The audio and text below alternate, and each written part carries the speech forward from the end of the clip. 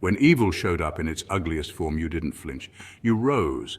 And that rising wasn't just personal, it was sacred.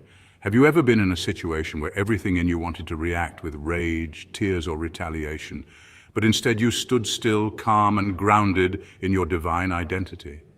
Picture this. Eden, a true chosen one, who had been loyal and loving to a friend for years, finds herself betrayed in the most humiliating way.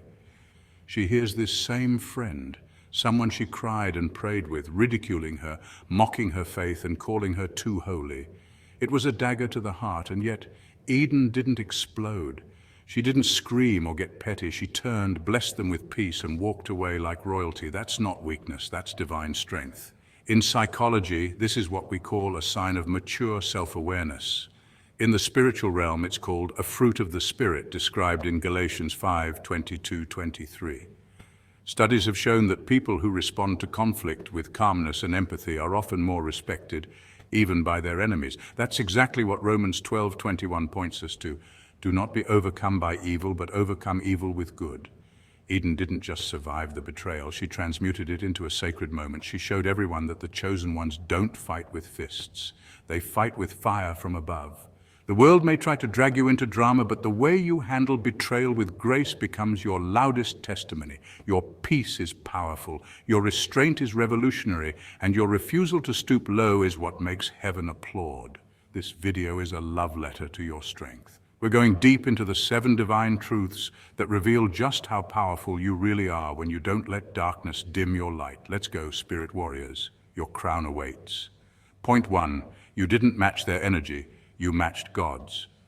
While most people would have thrown fire back, you chose stillness. And in a world that worships the loudest voice, the quickest clapback, and the most dramatic revenge, your calm was the loudest sound in the room. That stillness wasn't cowardice, it wasn't passivity. It was power, a power that doesn't come from ego, but from spiritual maturity. While they yelled, you were silent. While they schemed, you were still. While they watched and waited for your retaliation, you chose to rise above, not because you couldn't fight back, but because you knew you didn't have to. You see, the world measures strength by how much noise you can make in return. But divine strength isn't about how you react, it's about what you resist. And you resisted the urge to stoop low. That's what shook them. It wasn't your silence alone. It was the discipline behind your silence. You understood the deeper truth. Your energy is sacred, and not every battle deserves your presence. That's a level of discernment few ever reach. In Proverbs 15:1 it says, "A gentle answer turns away wrath, but a harsh word stirs up anger." You chose the divine response. While others let their flesh lead the way, you let the Holy Spirit take the wheel. And that kind of restraint, that makes people uncomfortable, especially those who thrive on drama, division, and ego. Because the moment you refuse to play their game, the entire game falls apart. This is the beauty of spiritual strength. It doesn't parade itself, it doesn't need validation, it just is. And ironically, it leaves your enemies more disturbed than any revenge plot ever could. When they realize that you saw through their intentions, recognized their schemes, and still chose peace, that's when the real confusion begins. They expected fire, but you brought water. They wanted war, but you built an altar. They wanted your destruction, but you gave them a mirror. And here's the divine twist. When you step back, God steps in. Exodus 14:14 reminds us, the Lord will fight for you. You need only to be still. That stillness, it's not passive, it's positioning. Positioning yourself under God's covering, letting heaven do what your hands don't need to, and make no mistake, when God handles it, He doesn't just resolve the conflict, He uses it to elevate you and expose them. Suddenly, the same people who tried to break you are watching you be blessed.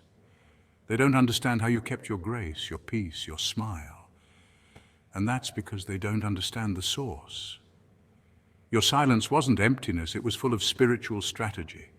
It was full of prayers they never heard, tears they never saw, and angels they didn't know were standing guard. You didn't need to explain yourself. God was already writing the explanation through your endurance. And those who tried to bring you down, they're now sitting in the classroom of consequences, learning that touching God's anointed carries a price. So no, you didn't lose by walking away. You won in the most divine way possible.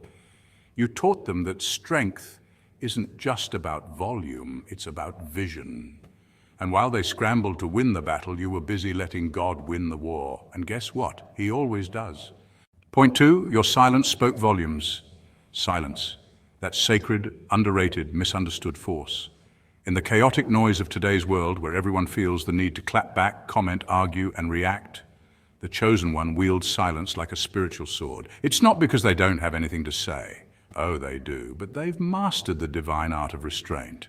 And make no mistake, when a chosen one goes quiet, the whole room starts to wonder why, because that kind of silence is deafening. It pierces egos, it shatters illusions, and it echoes in the spirit of those who underestimated them. Let's be real. Silence in most people's hands is just avoidance. But silence in the hands of a chosen one, that's strategy, that's elevation, that's maturity meeting discernment at a high frequency. See, when the average person is provoked, they react emotionally, impulsively, and destructively. But you paused, you observed, you refused to give them the satisfaction of seeing you lose your center. And while they expected chaos, you served them serenity. That kind of poise, it hits different. It makes people uncomfortable, and it makes them talk. There's a psychological term for this, reactance. It's when people expect a certain reaction from you and they don't get it, so their brain literally short circuits. Why didn't you explode? Why didn't you defend yourself? Why didn't you stoop to their level? That confusion becomes a mirror, forcing them to confront the fact that their manipulation didn't work. Their power over you was an illusion, and now they're left questioning everything about their own behavior. And that, dear chosen one, is how silence becomes the loudest victory cry. Even science backs it up. Neuroscience studies show that emotional regulation, especially in high-stress social situations, is one of the clearest indicators of intelligence and mental strength. The brain's prefrontal cortex, the center for decision-making and self-control, lights up like a Christmas tree when you resist reacting emotionally. So every time you held your tongue and walked away in peace, that wasn't weakness. That was your brain flexing its spiritual muscle. And spiritually speaking, let's not forget, even Jesus stayed silent before his accusers. That wasn't defeat. That was divine composure. Sometimes silence is not retreat. It's God whispering, "Let me handle this." Your silence gave heaven space to work. It let karma cook. It put the enemy on notice that you don't fight dirty. You let truth win the war. Now let's talk about what happens next. The same people who once mocked your stillness are now whispering about it, because when the storm passes and you're still standing, calm, unbothered, elevated, they realize they were fighting someone who already knew the outcome.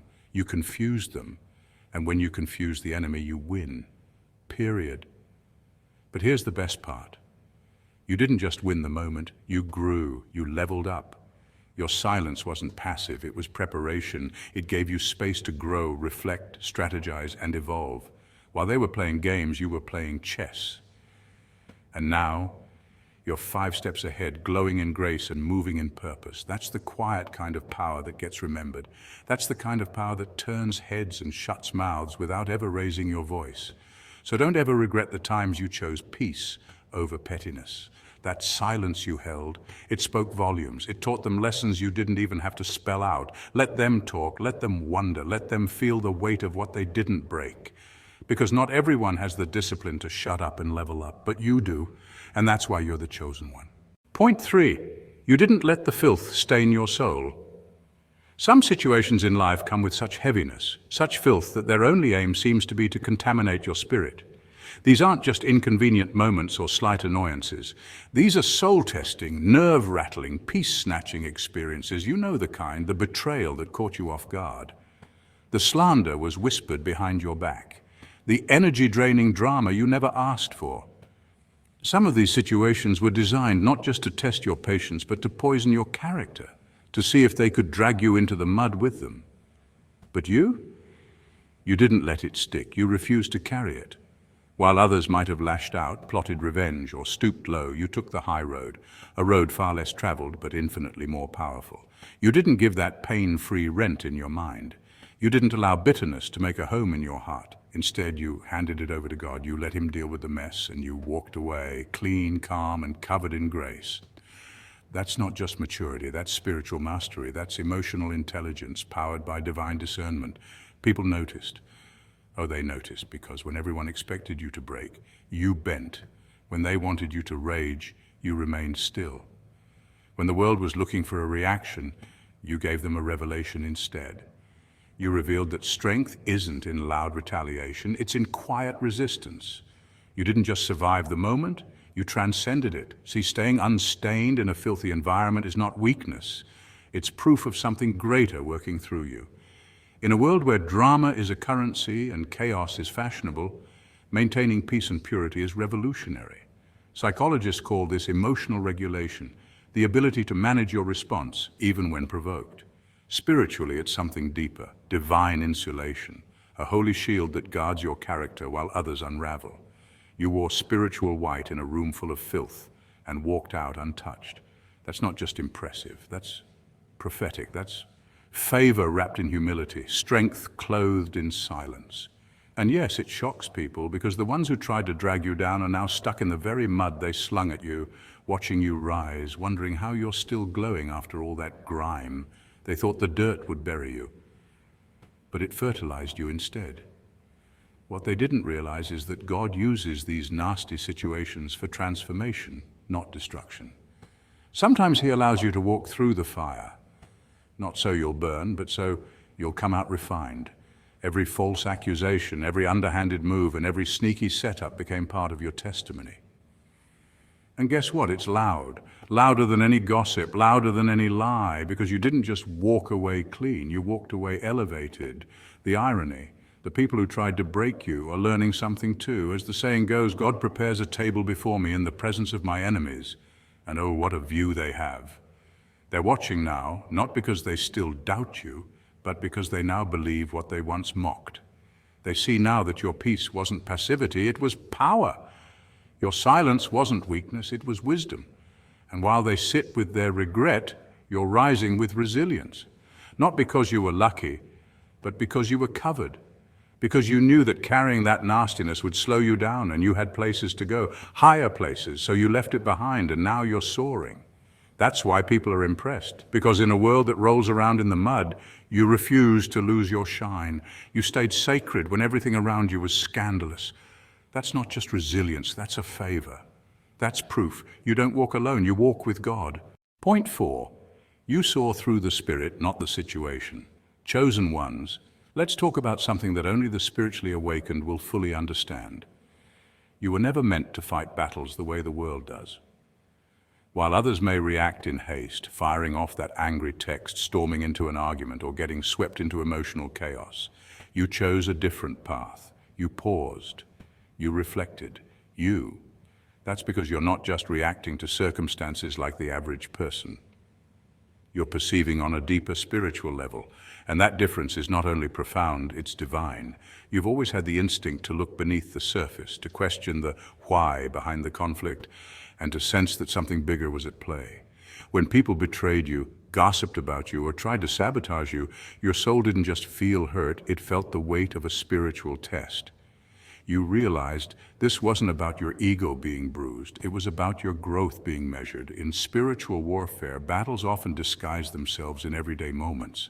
That argument with a sibling, that shady co-worker, that friend's sudden coldness, these aren't just coincidences or human flaws. According to Ephesians 6:12, for we wrestle not against flesh and blood, but against principalities, against powers, against the rulers of the darkness of this world. This scripture reveals a crucial truth. Many of the trials you faced were not personal, they were spiritual. Others may scoff at that idea, but you felt it. When the atmosphere shifted, you could sense the energy turning sour, even when everyone wore a smile. That's the gift of discernment, a spiritual gift as powerful as it is rare. You didn't need anyone to confess their hidden agendas. Your intuition caught it before their words did. This intuitive clarity is not paranoia, it's divine protection. Since childhood, you've likely had moments where something just didn't feel right, where your inner voice warned you about someone or something. That wasn't just your imagination, that was spiritual guidance. And when betrayal struck, you didn't crumble. You elevated. You didn't engage in back and forths or try to explain your side to people who were committed to misunderstanding you. You knew that sometimes silence is your loudest response. You could have fought fire with fire, exposing lies, revealing receipts, and bringing people down, but you didn't because you understood something crucial. You're not here to prove your worth to people who were never meant to see it. Your worth is defined by the one who chose you, not the ones who tried to tear you down. Instead of bitterness, you chose betterment, and that is where true power lies. While they were planning your downfall, you were deepening your relationship with God. While they were gossiping, you were growing. And now, they're left with the echo of their own actions, knowing they lost access to someone divinely protected and spiritually anointed. God used the conflict not just to expose them, but to promote you. The pain they caused became the platform God used to elevate you. The disrespect, it sharpened your discernment. The betrayal, it became the bridge to your blessing. That's how chosen ones move, not in vengeance, but in vision. You don't waste time on retaliation. You invest in your resurrection. You didn't just pass the test, you ascended. So hold your head high, chosen one. You navigated spiritual warfare with grace and clarity. You resisted the urge to respond with ego, and instead responded with wisdom. That's not just maturity, that's spiritual mastery. You walked through the fire and came out refined, not burned. And now it's your season to rise, not in spite of the pain, but of it. Point 5. You shamed the enemy without saying a word. Oof, this one definitely hits different. Because you didn't need a stage, a megaphone, or a keyboard war. You didn't go live to spill the tea. You didn't post cryptic quotes to sub someone. You didn't draft a grand monologue with timestamps and screenshots. You simply quietly, calmly, with consistency and class. While others turned life into a circus, juggling opinions and gossip for attention, you were laying bricks one by one on the foundation of your future. That subtle, quiet strength, that's what set you apart. That's what made the difference. In a world where everyone's quick to react, to expose, to clap back, there's something revolutionary about choosing to. Because silence, believe it or not, often echoes louder than any shout ever could. When you don't get dragged into drama, when you choose peace over performance, you break the very cycle that feeds the chaos.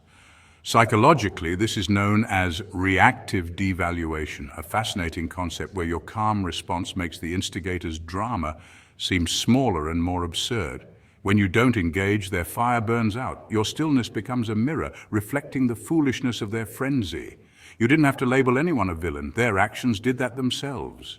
It's poetic justice, elegant, effortless, and deeply satisfying. You wore your dignity like a crown, unshaken and untouchable, and here's a truth that hits hard.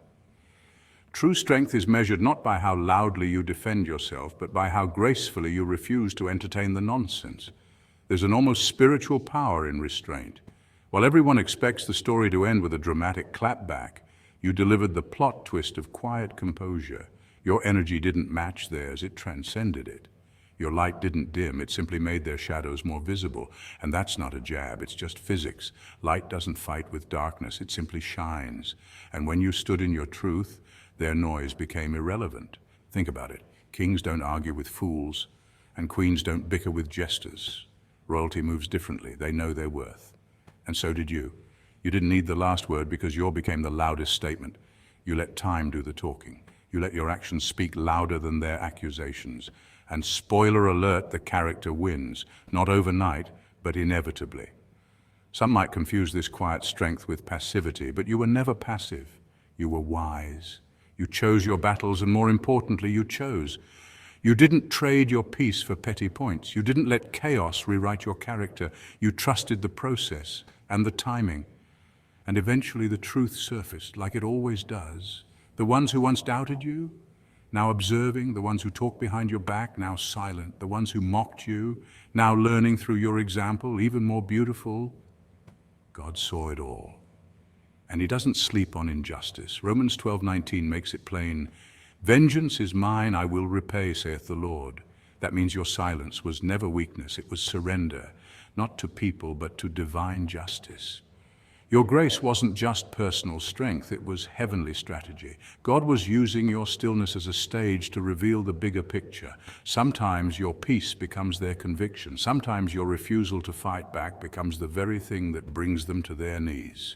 So while they were plotting, you were planting seeds of purpose. While they were scheming, you were growing roots. And now the harvest has come, and it's impossible to ignore. You didn't just survive the storm, you transformed through it, you grew, you glowed, and you outgrew the nonsense entirely. No need to prove a thing, your light proved it all. Not out of vengeance, but out of reverence for who you truly are. Because real royalty doesn't roar, they radiate. And the most powerful move? Sometimes there's no move at all. Point 6. You made people reflect on their own behavior. Your grace under pressure became more than a reaction. It became a revelation. You didn't need to shout, argue, or even explain yourself. The way you stood tall, calm, and composed in the middle of chaos turned heads and turned hearts. People may not have said it out loud, but they were watching. And what they saw wasn't just someone handling adversity. It was someone walking in alignment, someone anchored in something deeper. You were preaching a sermon, not with words, but with presence, with poise, with silent strength. You see, when the heat is on, most people either explode or melt. But you didn't do either. You held your ground. And in that moment, your light showed. But here's the thing about light. It doesn't just illuminate the room. It exposes what's in it. And that includes the dust, the clutter, the hidden corners most people would rather keep dark. That's what made them uncomfortable. It wasn't you, it was what your behavior revealed about them. Watching you handle the storm with dignity forced them to ask themselves, would I have done the same? And for many, the honest answer was no. That's the silent impact of integrity under fire. It becomes a mirror. It's like holding up a spiritual X-ray to the room. Everyone sees themselves in contrast to the standard you silently upheld. And when people realize they wouldn't have shown the same patience, the same emotional discipline, the same ability to rise above, it stings. But it also wakes them up. That's why your grace became more than a reaction, it became a catalyst. Let's break it down with some science here. Psychologists refer to this effect as self-concept discrepancy. It's that uneasy feeling we get when we're faced with someone who behaves in a way that's aligned with their values, especially when we know we wouldn't have done the same. Their authenticity creates cognitive dissonance in us. It's not jealousy, it's not hate, it's discomfort, rooted in admiration that clashes with our own unfulfilled potential. That's what you stirred in them. And whether they admit it or not, you became a living example of the kind of person they wish they were in moments that matter. And you weren't trying to teach, you weren't trying to impress, you were just being true. And that, ironically, is when people learn the most. From what is lived, not what is said. The truth is, some people will be inspired by you, others will be irritated, but both groups were changed. Because when someone like you steps into a difficult situation and chooses peace over panic, dignity over drama, and values over vengeance, the ripple effect is real. You spark questions, you activate introspection, you raise the bar without ever asking anyone to meet it. And those who have ears, those who are ready to evolve, they heard your silent sermon loud and clear. So don't be surprised if some folks pull away from you after that. It's not that they dislike you. It's that your light made them see parts of themselves they weren't ready to confront. And don't be surprised if others draw closer. You reminded them of who they could be. You didn't just survive a hard moment, you elevated it.